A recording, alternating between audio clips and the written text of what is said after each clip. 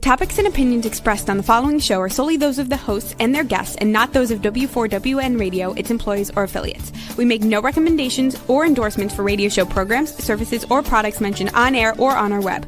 No liability, explicit or implied, shall be extended to W4WN Radio, its employees, or affiliates. Any questions or comments should be directed to those show hosts. Thank you for choosing W4WN Radio.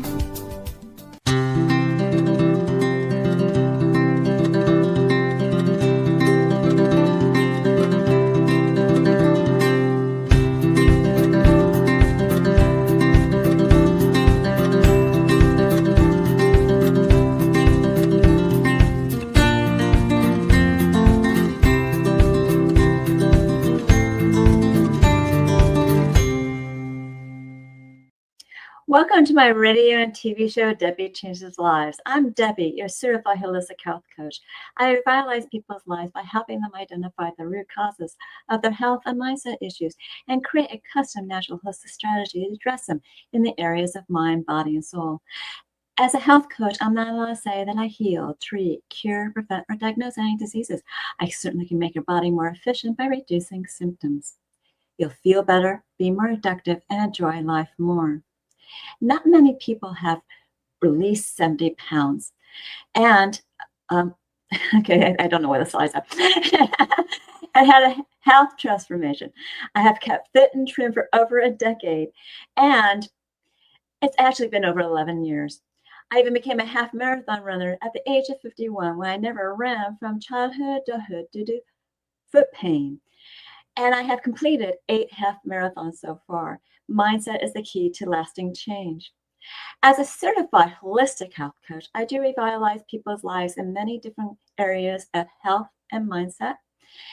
And I guide them to clean, toxic-free foods and high-quality essential nutrients. You can go to the next slide. My coaching is for optimizing your health, efficiently release weight, and enhancing your mindset. With my clients, I help them recognize that their thoughts, feelings, and emotions drive their actions and results. Sometimes that's good, sometimes that's bad.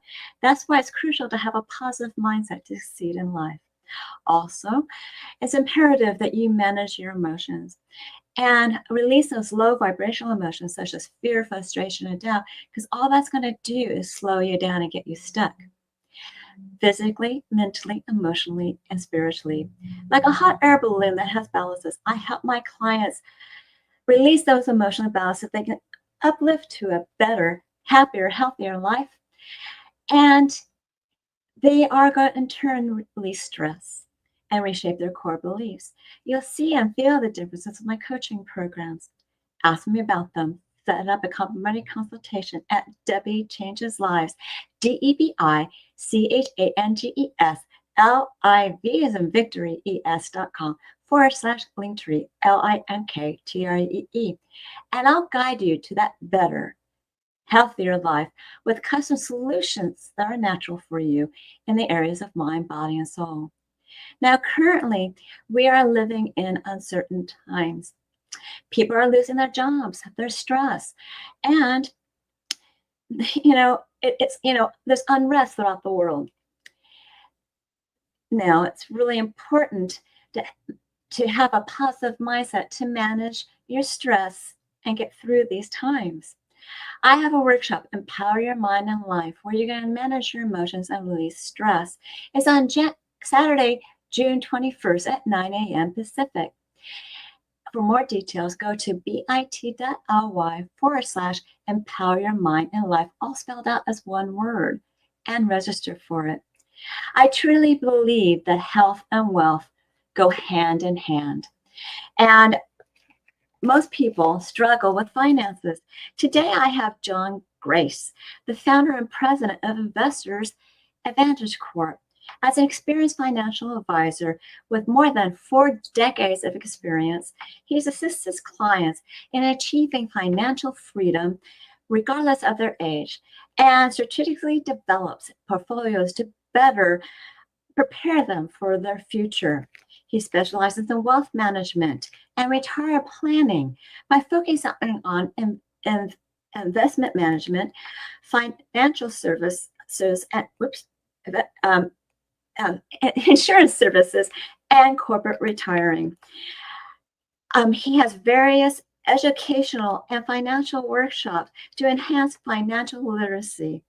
In 2020, he published a book, which you can put the slide up, Making Finance Make Sense, Strive to Win, providing professional advice about confidently planning for one's future and how to invest without risk.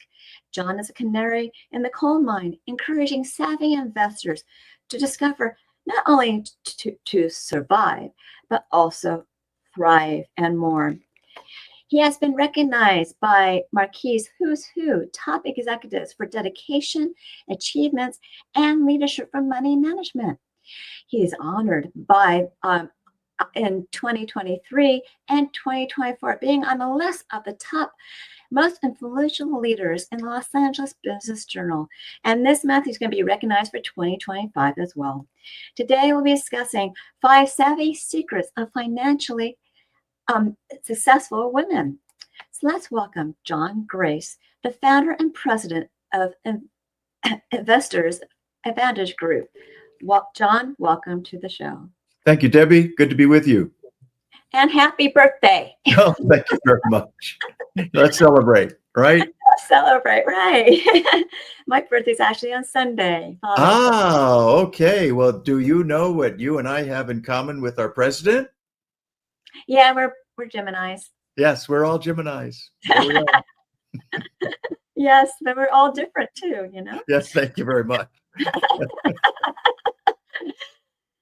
So, you know, financial planning can be stressful for people, especially if they don't understand what's going on. But I want to start off with something a little bit different.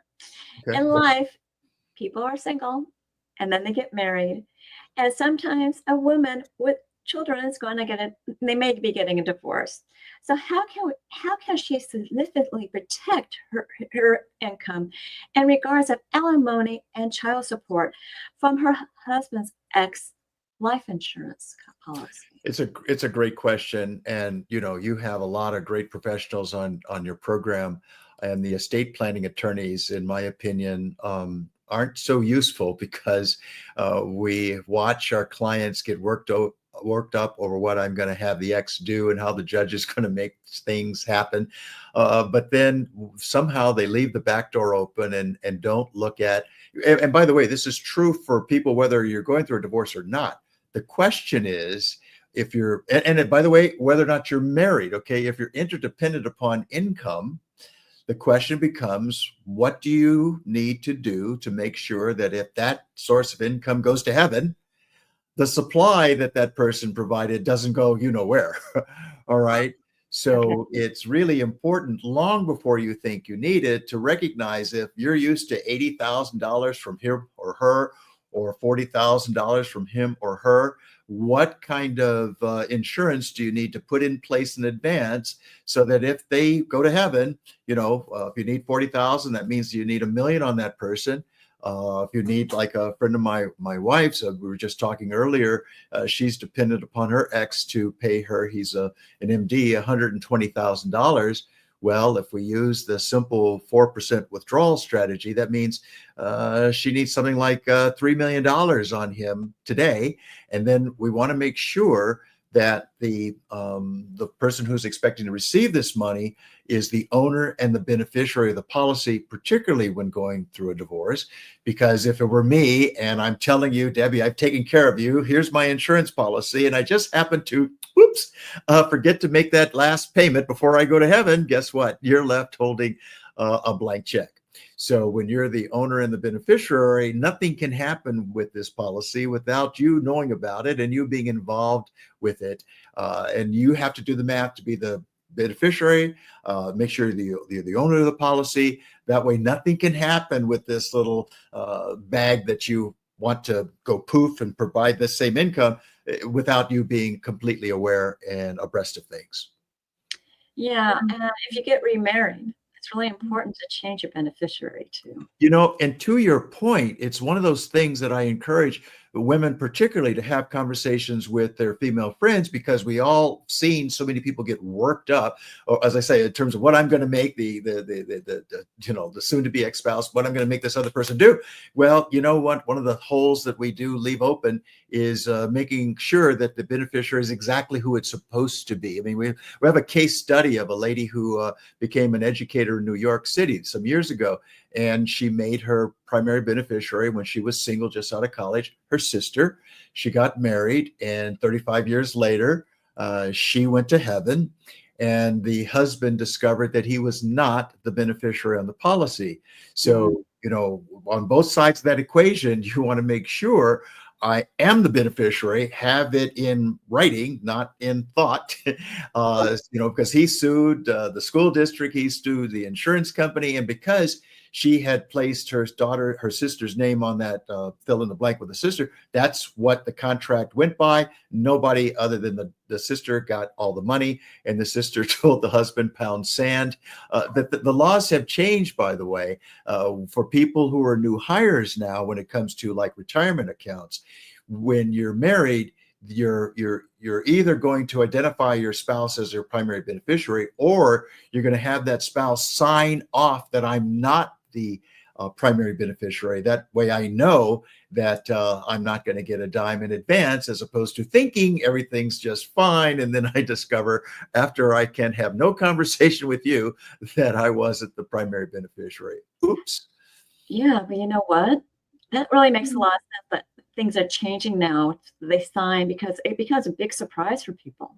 Yes, and it's not fun. It's an ugly surprise. Like I say, we want you to miss the person's income, but maybe not miss them.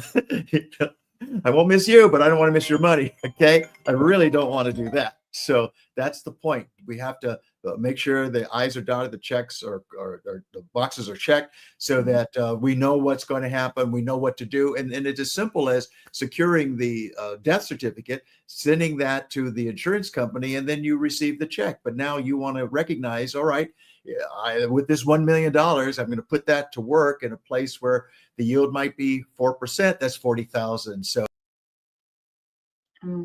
hopefully he'll be back.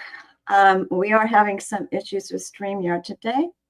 So just to let you guys know, it's really important to pay attention to the beneficiary. I've had some issues with someone in my family member that had that problem when someone passed away. And it looks like he's coming back. I found my way. I don't know what happened. Great. These modern conveniences. Yeah, I know. So anyways, I was explaining that some of my family members have experienced that, which is unfortunate when someone passed away. Yeah. So now often women are doing this planning with their husband, and they go with what the husband wants, and they're not really managing their finances or doing it as a strategic business plan. But what I would like you to recommend what they can do and how to do it, just in case because it's important to pay attention to what's going on. Yeah, the first thing you want to do is put your headset on, okay, and recognize you are as important, and frankly, you may be more important than the husband, but sometimes the professionals are asleep at the switch, and they act like they do not see you. So I encourage, in fact, we make sure when we're sitting with couples alone or together to talk with both of them, get each of them involved. And one of the things that often happens is either way it goes, the wife thinks the husband's being too aggressive with the money, and the husband is aghast because the wife wants to be more conservative with the money. Here's the question.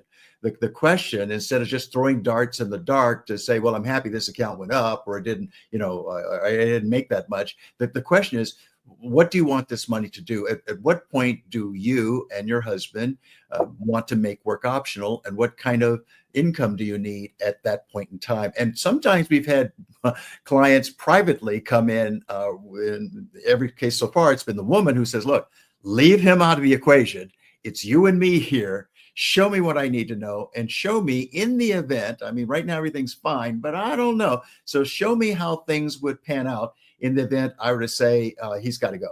show me how I can do this on my own. So I have two plans. You won't tell him that I'm here privately. He does not know this. That's right. He does not need to know anything. But yes, we want you to know. Either way it might be, because sometimes it's the man who's good with math. Sometimes it's the woman who's good with math. And then they often take care of everything. And the other person is completely in the dark, doesn't know anything. And then one way or the other, they go away for one reason or another.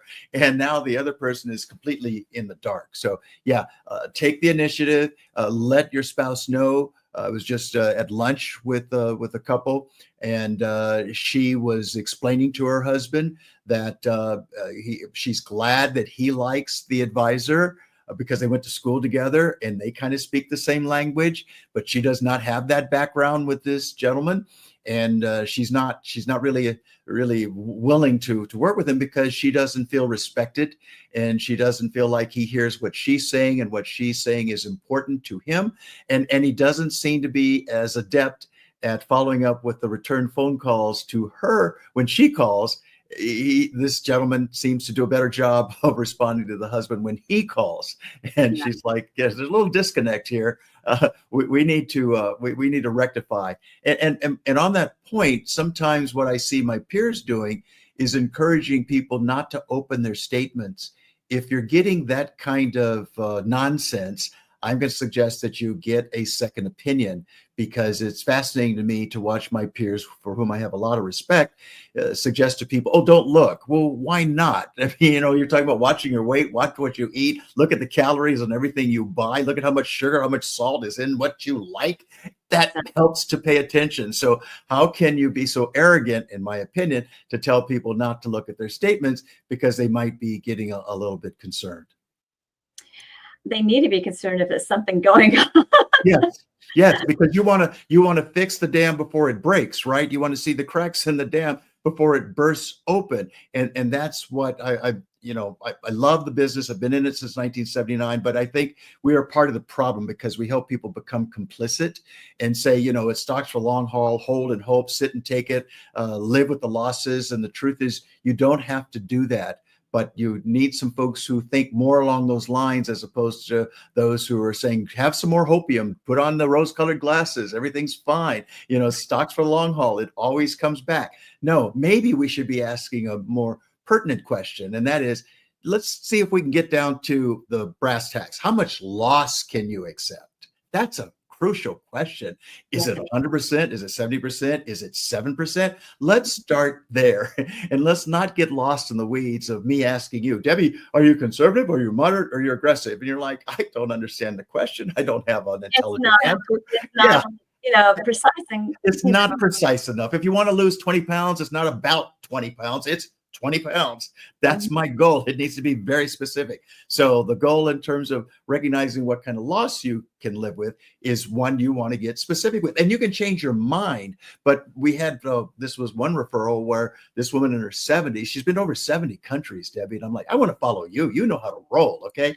But we took the statement that she presented and ran it backwards, assuming in 2008 that she had the same, relatively the same portfolio that she's showing in the current statement. And we found, when the market was off 37%, Vanguard was off 42%, her portfolio was off 70%. Ouch. And no one brought that to her attention. And no one said, here's what we can do, or at least what you might want to consider in the event some kind of dam breaking again happens, how you might limit your losses. The good news for her is she's living with her son, and he's been carrying all of her expenses. So this didn't really matter to her. But for the rest of us, if it was $1 million and now you wake up and it's 300,000, oh yeah, this isn't pretty. So we want to make sure we do what we can to keep all the air in the balloons so we can be healthy and wealthy. That's very, very important. Thank you for what you're doing. Now, do women have a stop loss mindset for investments, especially with making withdrawals? How do they gain this knowledge and do it correctly? It's a good question. Particularly, let's look at it this way. Let's just look at history not that long ago. We had not one, but two 50% losses in the stock market in the same decade. 2002, 08, 09. Now, here's the good news. For most investors, that was a time frame that we were all putting money in our accounts, right? And that was a blessing, because it's kind of like gathering more seashells when the tide goes out, right? So if Correct. you're investing and the tide's going out and you're getting more shares or more seashells, that's a good thing when you don't need the money. But now those same folks are in positions where they're either needing or wanting or have to take withdrawals. And what the securities industry and the accounting industry often fail to mention is the fact that if these are dollars in traditional retirement accounts, like it was in a 401k, you rolled it over to an IRA. Now you're starting to take withdrawals, and at 73 or so, the Internal Revenue Service has a formula which says this is the rate you have to take out every year. Please notice we don't get this far. Every year, no matter what your account does, that withdrawal rate goes up a little bit. So it might be 3.5% this year. Stick around, and it's 6%, it's 7%. It goes up as you are taking those withdrawals. Now, let's suppose you sold a business or two, right? And you or you amassed either way you look at it, $5 million is the number, okay? And now you want to retire. Okay, 4%, that's generally the recommended withdrawal rate on 5 million is 200,000. I think for most of us, 200,000 in retirement, yeah, that'll work. That would work for me. Okay. But now let's suppose there's another 50% loss, and you were accustomed to this 200,000, 4% on 5 is 200,000. Now the $5 million gets cut in half to $2.5 million. What do we have to do with this withdrawal rate? It's got to double from 4% to 8% to keep that standard of living at 200,000 cash flow coming. Okay. So you just took a lot of air out of this plane, right? And now we're taking withdrawals that might be over and above what the account's generating, particularly if there's another bad year where there's any kind of a loss. Well, each time the plane's coming down further and farther. This might be a crash landing, as we all want to live to 100. So what we're saying is, one of the questions we like to work with investors to ask the question definitively: what kind of loss can you live with?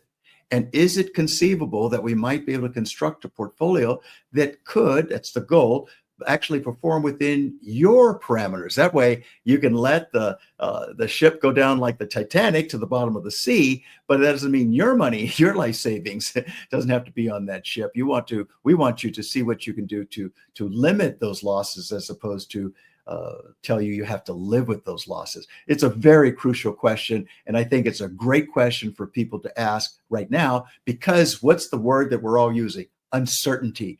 There's no certainty about anything anywhere. So Yes. Who knows if or when the bottom's going to fall out, but we don't want to be kicked in the assets like that and never be able to live the way we were. Now, if a woman needs a little bit more hand-holding and guidance during these times, I'm sure you provide that, right?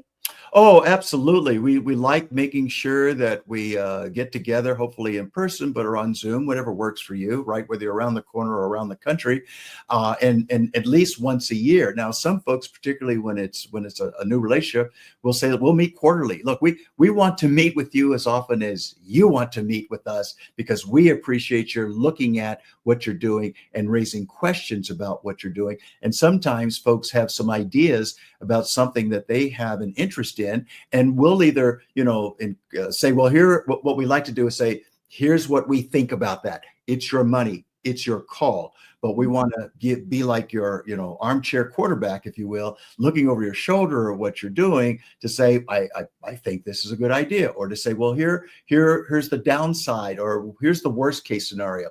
Engineers like looking at things like that, and we think that's a healthy way to look at things. If you can deal with the worst case, you're probably good to weather just about anything that might happen. But when we smoke the hopium, put on a rose-colored glass, and say, oh, all trees grow to the sky, and then you discover something just got cut in half. Now it's shock and awe. And as I say, we're trying to get to 100. The shock and awes probably won't help us emotionally or financially feel good about that. No, and actually, human potential is 120, to tell you the truth.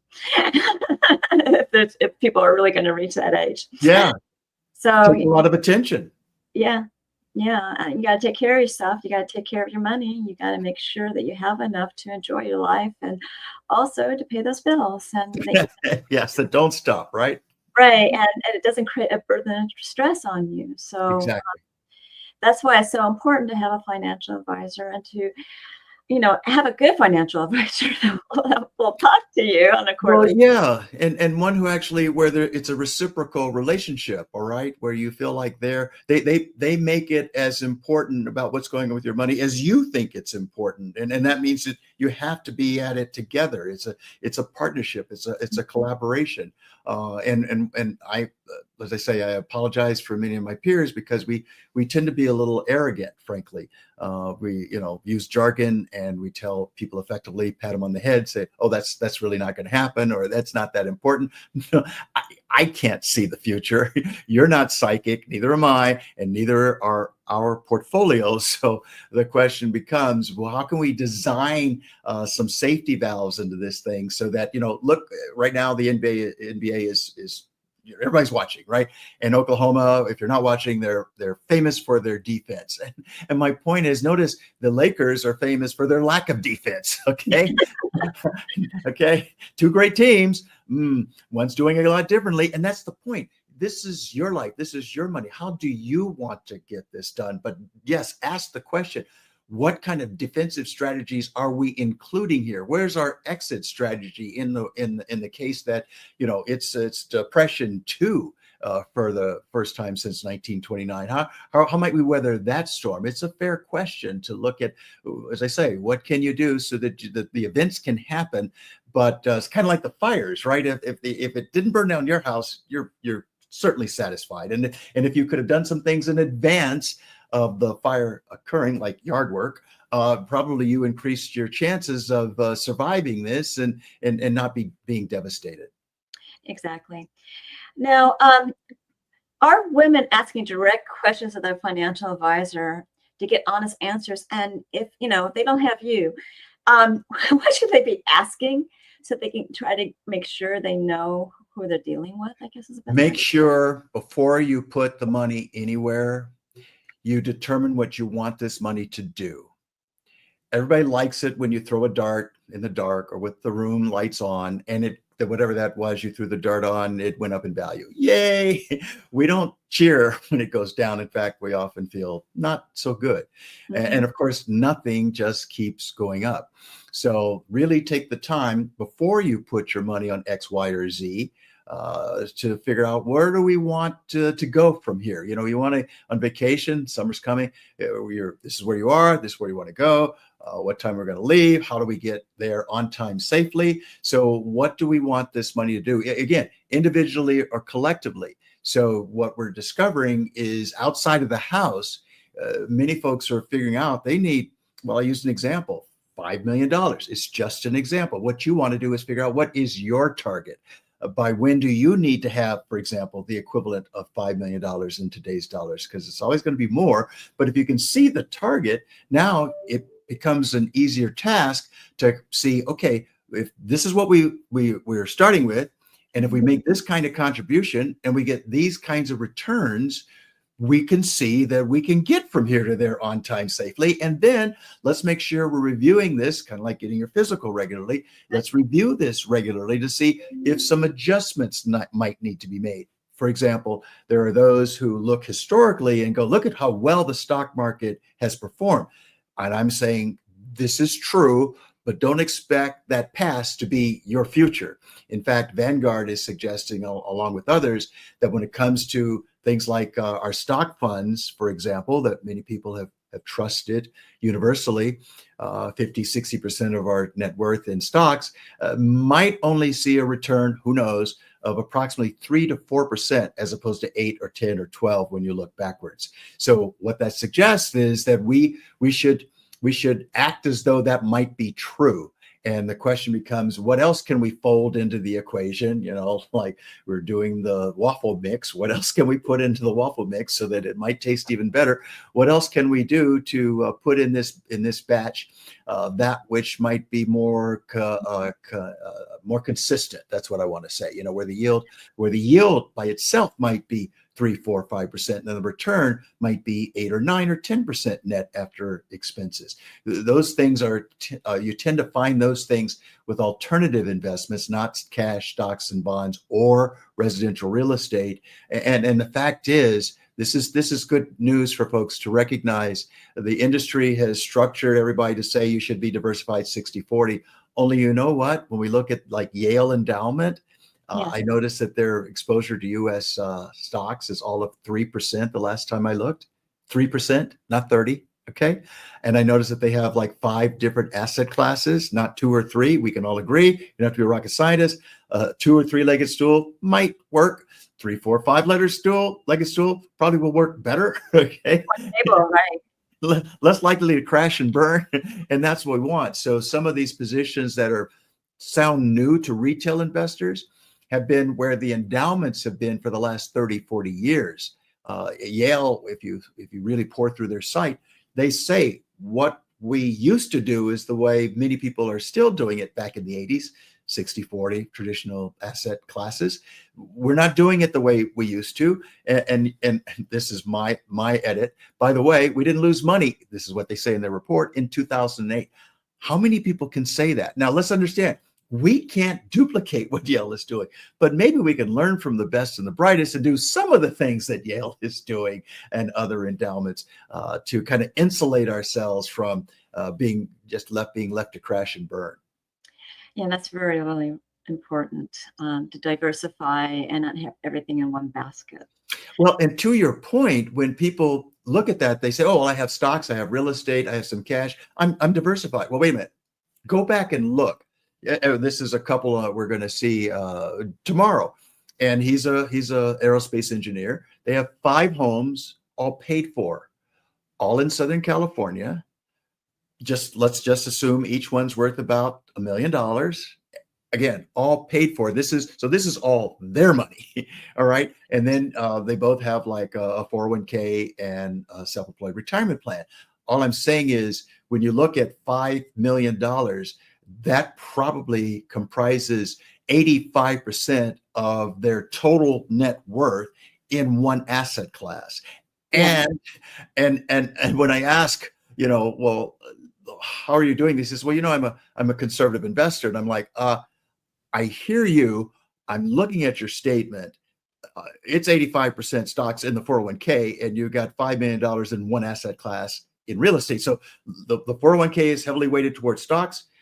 Your whole portfolio is heavily weighted towards real estate. All right. And that might get uglier than you saw in 2008. Might be more like the Great Depression or what's going on in Japan right now. But you got to we want you to see how bad it could get, particularly with engineers, before the grits hit the pan, so that you can say, hey, maybe it's time to kind of learn from Warren Buffett, right? A year ago, he, from what I can see, had amassed, sold some highly valued stocks, had $180 million in cash, finished 2024 with like $334 billion in cash. Remember, this gentleman is 94. Yes. And last time I looked, he had about $350 billion in cash. Now, who knows what he's thinking? But here's what I wonder. I notice he's not placing any big bets nowhere right now. I suspect he's putting himself in a situation, Debbie, where he can survive and thrive, because if and when, like 08 or worse, the grits hit the pan and he's sitting on that cash, he's going to be able to buy from distressed sellers. And that's what I'm saying to these folks with these 5 houses. Do you want to be a distressed seller? I don't want you to be a distressed seller. I want you to be able to buy from a distressed seller, but you won't be able to do that when all your money's tied up in all of this equity and you count it as cash. But it's kind of like chips in Vegas, isn't it? It's not cash until you go to the cashier's window to get your chips and convert it into fresh money. Very true. Very true. So how are women investing in financial education? I don't think they do.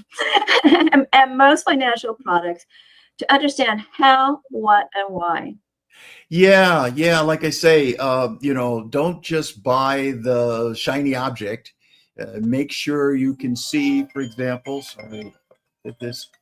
Make sure you see how that object performed in 2008. How did it hold up in 2022? Go back to see how your account treated you in 2008. Most people don't do that, and I'm sorry, my peers don't encourage people to do that. Oh, it's back to even. I've got more money than ever. Yeah, but wait a minute. Did you feel that market average of 37 on the S&P in 2008? Was it worse than that in the no load mutual funds that you had over 40% in 2008? Okay, if that happens again, would you be okay? Let me ask another question, because see, often we believe, well, that's what happened, but it always comes back. Suppose it doesn't. Just suppose. I mean, let's look at Japan for a minute, okay? Their stock market peaked 1229.89, the Nikkei around 40,000, dropped 80%. A year later, 1990, Japan real estate dropped 70%. Okay, so play along with me here, Debbie. We haven't practiced this, so no, we didn't. That's okay. Okay. So wow. Yeah. Well, here's the question, and before I ask the question, I want to prepare you because I want to give you the code. And the code is, it's a trick question, right? You know how to get the answer correctly because you know the code. So here's the question: which has come back to even in Japan? Stocks since 1989 or real estate since 1970? It's a trick question. I'm not sure. I'm sorry. I don't know. I don't know. Wait. Okay. So we'll do this together. Okay. If it's a trick question that says it's not A, it's not B, it's C. It's combination. No. No. None of the above. The above. Okay. Neither have gotten back to their high water mark from 1989 and 1990. And then I guess they're not doing any alternative investments or anything like that. Well, I'm just looking at the stock market and the real estate market, but I'm just talking about the markets themselves. All I'm trying to say is we've all been taught to repeat. It always comes back. It always comes back. I'm just saying, if we were Japanese citizens and we were 50, 35 years ago, and now we're 85, you're hurting. And neither the stocks nor the real estate have come back. And let's understand, the Japanese, they're not whiners. They're not screaming and jumping up and down. Okay, they're staying healthy. They're moving, right? They're doing what it takes to live to 85 to 100. But at the same time, let's just notice, according to Nomura Securities, they have 11 million vacant homes today, and Nomura Securities suggests that in the next 10 years, that number could possibly double. We're entering the twilight zone. All right. Looking at demographics, which nobody's looking at, and it's happening here too. So this is why we're trying to be, great to be on with you, a canary in the coal mine, to say, hey folks, let's look at what might be around the corner. Turn on your GPS, use the high beams, notice the signs, and notice everything that we have come to know to be true, particularly when it comes to the price of real estate, is a result of 76 million people being part of these United States of America. We have yet to see, but let's recognize 78 is the average age of death in America, and 78 is the age most Americans sell their homes. We've yet to see 20% of the population, 76 million people who own 3 to 4 homes on every block of 10, go to heaven. Well, we haven't seen that happen. Stick around, it's going to happen. Wow. When you say that about Japan, sometimes they're very crowded. I mean, in living spaces. So that's why I'm like going, wow. I mean, in the cities, wow. Well, hey, listen, I found a story of we pay for research, so sometimes you get these ideas. And what happened is I found a story of a lady who moved from the U.S. to teach the Japanese English. And she found a house, wait for it, for free. Free. No money down, no money at all. Now, it needed lots of work. And from what I could find in another story, it might have been the house where a woman who lived there lived to 100 and then she died. She has a son. He's 80. He owns a house. He doesn't need another one. So they let it go in the condition that it took. And then I said, I wonder, because remember COVID, we all said everything's going to be back to normal. Everything's changed, okay? We drink the same water, we breathe the same air, we fly the same airplane. So I'm like, hey, if that's what's happening there, that couldn't be happening here, right? Because all we know is shortages, shortages, shortages. That's what we hear, so that's what we believe. True. Well, go under the hood a little bit deeper. look a little bit further, we find that there are 16 million vacant homes in America. And the top two states, for most people, I go, where do you think the top state? Many people say New York. It's Florida. 1.7 million vacant homes in Florida. Who's number two? California. Huh? I did what? What? Yes, that's right. California, 1.2 million vacant homes. Okay. That's today. And I just had dinner with a gentleman. We were talking about what's going on after the fires. He has 4 homes in Santa Monica, very affluent, right? I think the average household price is $3 million in Santa Monica. Great place to live, right? He has 4 homes in Santa Monica, all of them paid for, no renters. Something's happening different than what we think. Yeah. That's my point. So, John, what is your offer today? Well, I'll tell you what, if you'd like to spend 15 minutes with my leading math man and myself to see what we might be able to do and what you're concerned about and how we might be addressing your concerns, happy to do so at no cost. And if you want to do a financial plan that typically takes about $2,500, you will take $500 off that price to get you going. And then I also want to mention, Debbie, that we're going to be doing our webinar on the 27th. People let you know, you can let me know, or we can make sure those who want to join us, we'll be talking about how to build this ark to survive what we think are the coming storms. We have a 4-point plan that we'll go through at noon Pacific time on Friday the 27th to really look at what is this ark and how was it conceivable that in 2008, 2022, and 2025, people might have actually experienced less declines than others because they were doing something different than what people did where they left their money in the average kind of performing investment vehicles. Okay, wonderful. These are great offers, and saving $500. Who doesn't want to save $500? And you can reach him at jgrace@ybpoor.com and mention Debbie Changes Lives so he knows where it came from. So thank you for being my guest today. Do you want to be a guest again?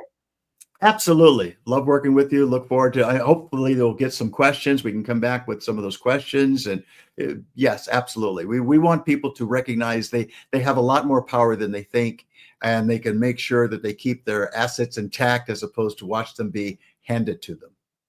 Well, thank you. So please stick around for closing remarks, okay? All right. Thanks.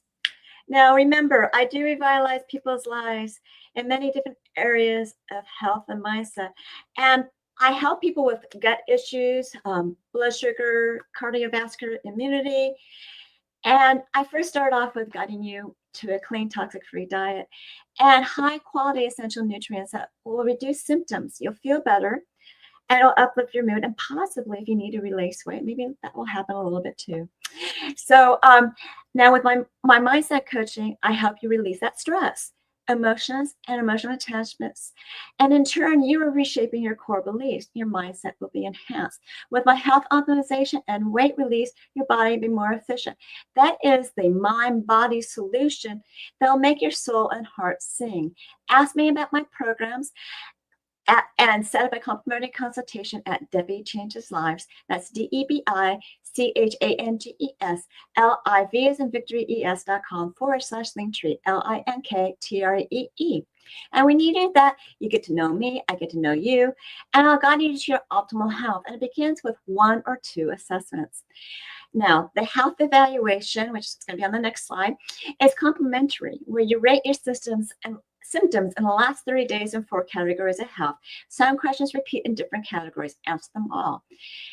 You'll get a baseline score to improve upon, and I'll review it with you. Now, when you move forward with my services, I'll create that custom natural holistic strategy for you, and then we'll monitor your progress with this health evaluation. I also have 2 different Zyto body scans, and I prefer to do Zytolink's Vizera link. You can go to the next slide, where I can send that link to, I can send this information to you remotely, internationally, and I've sent it to Australia and as well South Africa. Now, the Vizera link is a transdermal optical imaging app. I send a link to your phone. You scan your face for 30 seconds, it's only looking at blood flow for components of energetic, functional, emotional, and different body systems and lifestyles. That emotional component is such a hidden gem. It creates a wellness report, not a diagnosis, of biomarkers out of range and products and services being brought back into range. The cost of the scan is $75 because it's quite intensive, and I do review it with you. Now, if you move forward with a program or product, I give you a $25 discount, as well as I give you a discount on a family pack of 5 scans where you can save $50. Now, that Vizira link is that transdermal optical imaging app. It's also abbreviated TOI. You can look up those terms for accuracy at pubmed.gov. That's pubmed.gov, and find out more about them. People are really amazed what their body tells them through the scan. Are you curious? Get your first scan done on that consultation link, and also on that link are my programs. Take Your Body Back is a 12-week weight release mindset coaching program where you can use a new version of you to drive you to your success. All coaching is done on Zoom, and the first one's always private to you because I go over those health assessments. I give you a choice between 2 meal plans, directions on 1 meal plan, and instructions how to create a new version of you in an avatar board that's going to drive you with emotion and passion to achieve your health and weight transformation goals throughout your journey. The rest of the coaching is the same for group coaching as well as private coaching, where we're going to be celebrating your wins. We're going to be using those boards to drive you to your completion, and I'll be guiding you over gaps with health and mindset tips. Of course, I'll be answering your questions. If you have any questions before you sign up, you go to my complimentary consultation, talk to me about it. Or you can watch a previous episode, Holistic Self-Love, on my show link of my link tree. Why Fast is an intermittent fasting program that gets your cells and body humming, and in turn boosts your metabolism with rich, dense nutrition and high-quality essential nutrients, as well as programs with exercises and recipes. Here you would ask me questions. Now, if you think you need some coaching, there's like a 2 or 4 week program to get you going. And it's up to you if you want to pay for additional coaching. And just remember that intermittent fasting repairs your cells, brings down the inflammation, gives you mental clarity. With my mindset enhancement and weight optimization coaching, you can start off with these smaller programs, but truly those are a little bit longer journeys. And you probably want to get the bigger program to save money, or I can create a custom program for you. For a limited time, I'm offering Debi's coaching chats. It's a 30-minute complimentary coaching session in an intimate group setting. It's not recorded. A survey picks the topics. You can learn to optimize your health, release stress and emotions, how to harmonize your hormones, efficiently release weight, creating a winning mindset for health and weight transformations and life, if you think about it, as well as creating a new version of you, and really learn more about alternative health services, programs, and products, as well as articles, blogs, upcoming shows, and events, and promos by subscribing to my newsletter. It's at DebiChangesLives.com. This time /radio TV show, all in one word with no spaces. And I give you a gift, a 30-day health and mindset daily action journal where you record your gratitudes, thoughts, feelings, and emotions, food, water, exercise, and supplements you've taken on a daily basis. You can even track your measurements. Then you want to review it on a daily, weekly, monthly basis to see your wins and celebrate them, find your gaps to work on. If you need some help getting over your gaps, you contact me for coaching. This journal is a great health and mindset awareness tool. I am certain that you've found this show educational, inspiring, and enjoyed it. Reach out to me for my services, products, programs, and offers, and reach out to John for his services and offers. Now, do we have time for John to come back? Hello. Hi. I'm right here. How you doing? Do you have anything else you want to close out with? I'll just show up on the last Friday of the month. Generally, we do these at the last Friday of the month, and we come up with the topics that we think are topical. And as I say, we'll be looking at how to build an ark to survive and thrive the storms we think are on the horizon. And the date is? Friday, the 27th of June. And let me just give, this came from Warren Buffett. You see, we kind of like him. I love the last quote I got from him. He says, "Predicting rain doesn't count. Building arcs does." True. So you can stay afloat. Yeah. Thank you for being on my show. My pleasure, Debbie. Thanks for having me. We need to close this out now, but you can continue to enjoy my radio and TV show, Debi Changes Lives, at 3 p.m. Pacific, 6 p.m. Eastern, where your holistic journey begins.